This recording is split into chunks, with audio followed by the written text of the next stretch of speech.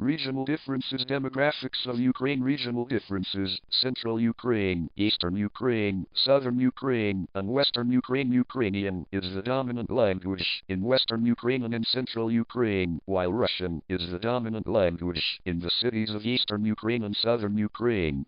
In the Ukrainian SSR schools, learning Russian was mandatory. In modern Ukraine, schools with Ukrainian as the language of instruction offer classes in Russian and in the other minority languages.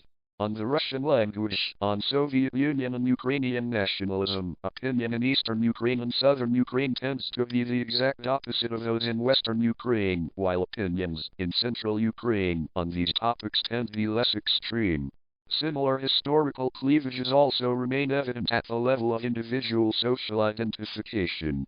Attitudes toward the most important political issue, relations with Russia, differed strongly between Lviv, identifying more with Ukrainian nationalism and the Ukrainian Greek Catholic Church, and Donetsk, predominantly Russian-orientated and favorable to the Soviet era, while in central and southern Ukraine, as well as Kyiv, such divisions were less important and there was less antipathy toward people from other regions. A poll by the Research and Branding Group, held March 2010, showed that the attitude of the citizens of Donetsk to the citizens of Lviv was 79% positive, and that the attitude of the citizens of Lviv to the citizens of Donetsk was 88% positive.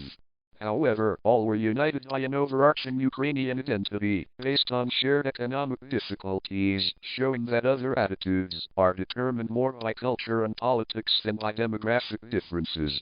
Surveys of regional identities in Ukraine have shown that the feeling of belonging to a Soviet identity is strongest in the Donbas, about 40%, and the Crimea, about 30%.